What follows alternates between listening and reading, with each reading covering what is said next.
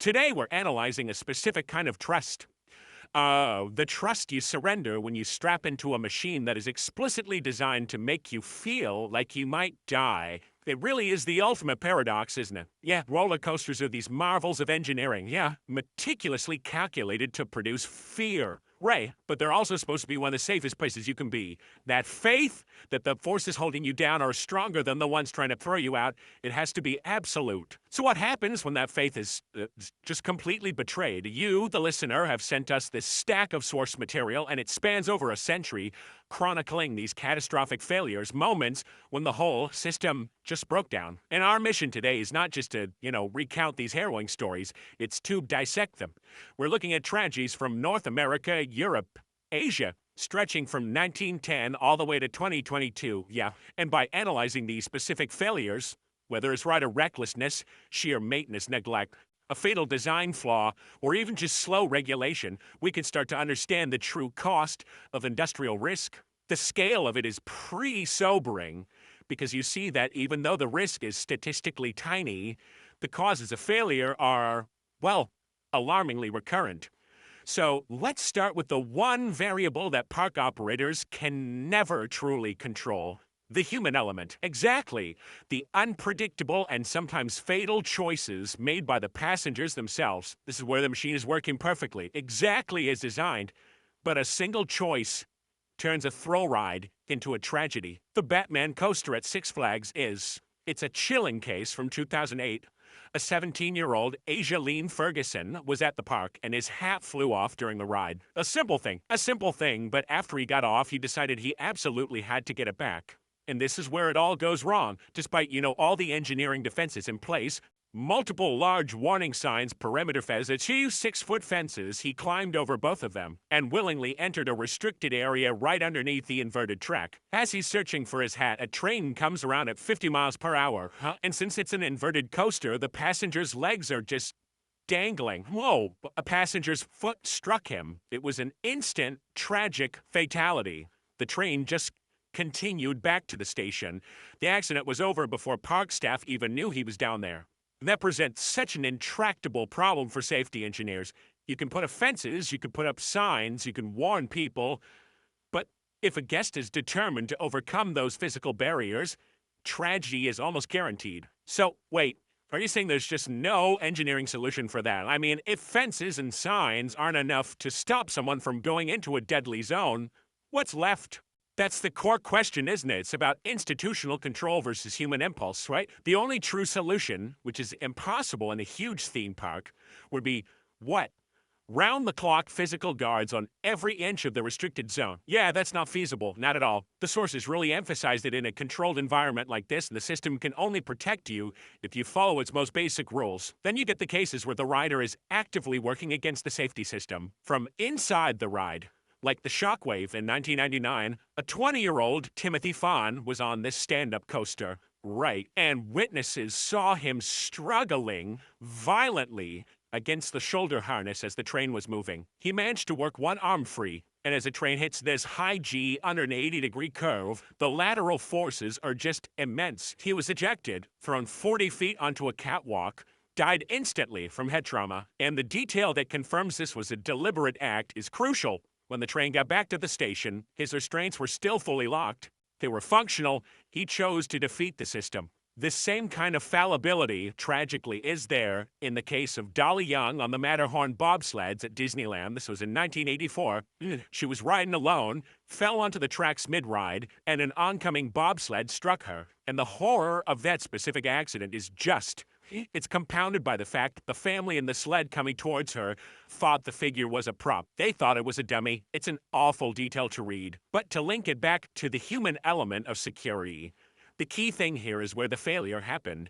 Her safety restraint, her lap bar, was found fastened on the neighboring seat. So she wasn't secured at all. She was riding alone and either didn't secure it before the ride started, or maybe she unsecured it during the ride. We don't know for sure. And Disney made modifications, of course. But the incident just underscores how quickly even the most heavily scrutinized park can face a catastrophe from one simple oversight. Okay, so that's individual failure. That's theme one. Let's talk about failures that are entirely institutional. Yes, systemic negligence and fatally flawed design. This is where the trust really breaks down. These are the stories that show how, simple, repeated oversights by management lead to the absolute worst outcomes. This is where we see that invisible system failing. The machine looks fine on the outside, but internally the trust has been eroded because someone skipped a check or made a bad economic choice.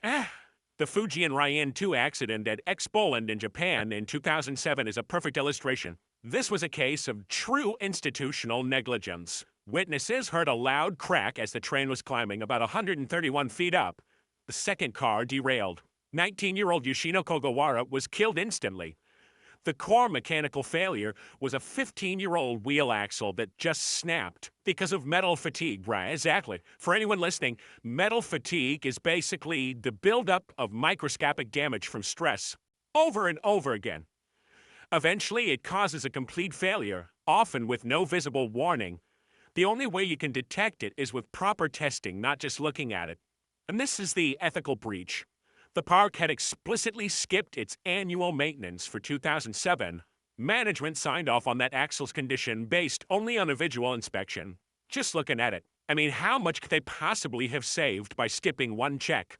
Does that trade-off, a few $1,000s versus a human life, just represent a fundamental failure of institutional ethics? It absolutely does, and the sources show this a recurring pattern.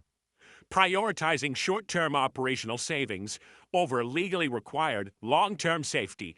They gambled that a visual check was good enough, and the consequence for them. Total. X-Poland's attendance completely collapsed. The park shut down for good 2 years later. That financial ruin became the ultimate punishment for their negligence. And sometimes the system fails, but then the fix also fails, which leads to these repeated identical failures. The Cobra roller coaster in Denmark is a tragic example of that. Right, back in 2008, not long after it opened, the front car detached. It injured 4 riders. The cause was a structural weakness. Okay, so they fix it, presumably. They thought so. But fast forward to 2022, the exact same structural flaw causes the rear car to break off entirely. A 14-year-old girl is thrown from the ride and killed. That is deeply troubling. Why was that initial flaw allowed to exist for 14 years, leading to a second fatal incident? It really speaks to a failure of engineering review and maybe regulatory oversight after that first accident. The park, Tivoli Frieden, took immediate action this time. They dismantled the ride the next day.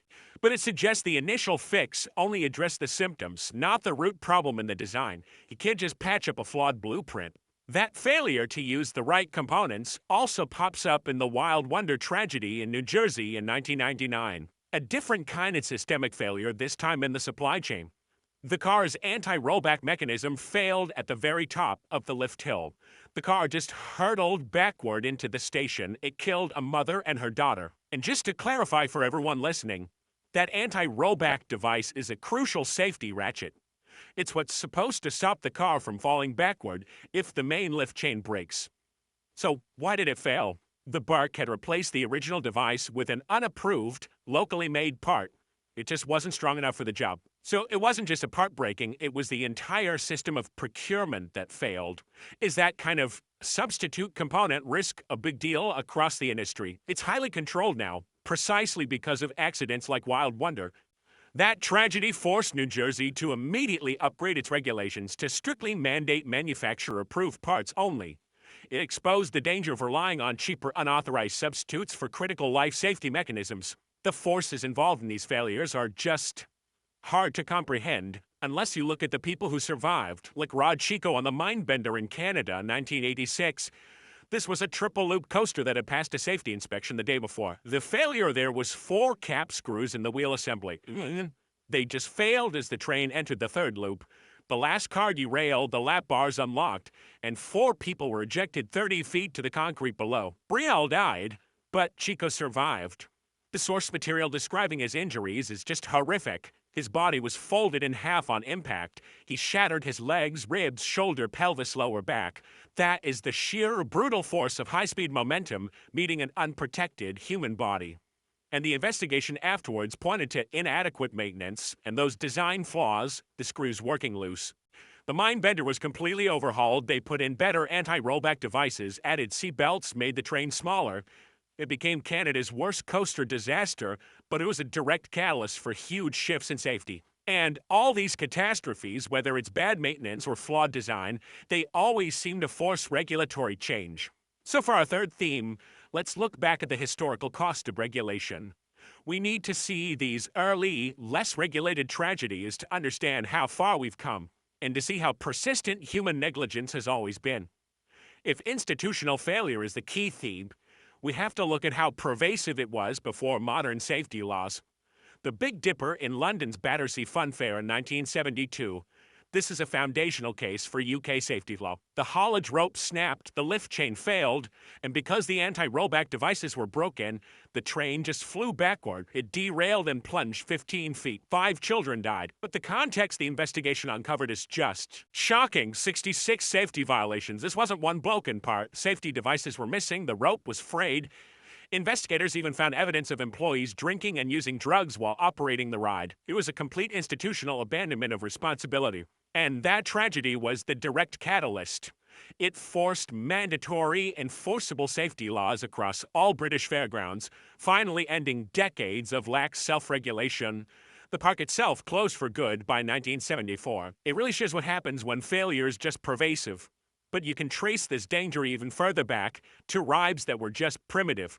Like the Derby Racer in Massachusetts, which ran from 1911 to 1936. This sounds like an engineering nightmare. It was. 2 parallel racing tracks, basic wooden construction, and get this, no restraints and no speed controls. Passengers literally just had to hold on. The risk was the point of the ride, and the deaths were frequent. The park's own treasurer was thrown from the ride while, and this is ironic, lecturing other passengers about safety, and that infamous hat retrieval story is just awful. A man loses his hat, tries to grab it, falls out, lands on the adjacent track, and the other train hits him, breaking nearly every bone in his body.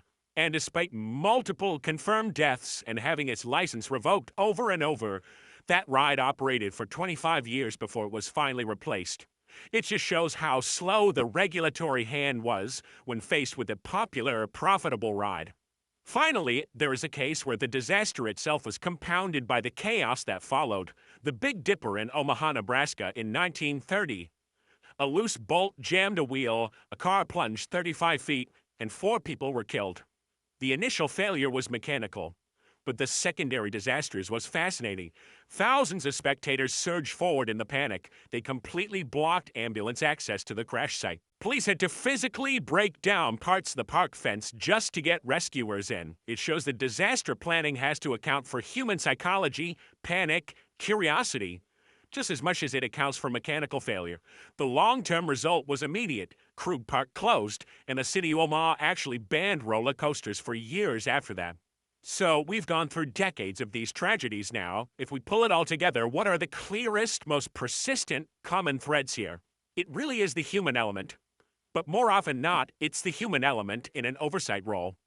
A huge portion of these disasters, old and new, from the Quimera in Mexico in 2019 all the way back to Fuji and Ryan 2, they stem from institutional maintenance negligence, skipping checks, failing to replace old parts, or using unapproved components like in the Wild Wonder case. And even when regulation catches up, like it did after that 1972 Big Dipper tragedy in the UK, the underlying decision to skip a check or cut a corner on price, it just persists. We rely on these invisible systems, the approved parts, the scheduled fatigue testing to keep us safe. Exactly. When those systems are ignored by the people in charge of oversight, the machine, no matter how well it was designed, can become lethal. And I think that's the critical takeaway for you, the listener. It goes so far beyond amusement parks. Every time you get in an elevator, fly on a plane, drive over a bridge, you are fundamentally trusting an unseen system of scheduled maintenance and regulatory compliance. These coaster failures are just the ultimate catastrophic expression of what happens when that system of industrial trust is broken. Which leaves us with the final, provocative thought. Despite constant technological improvement, despite new regulations that follow every major tragedy, the human decision to be negligent, to skip that one check or swap out that one expensive part for a cheap one, that remains the single most persistent threat. We know the laws, we know the standards, so what kind of ethical framework, beyond just legal oversight, is needed to finally stop people from prioritizing short-term profit over human life? That is the question. We'll see y'all next deep dive.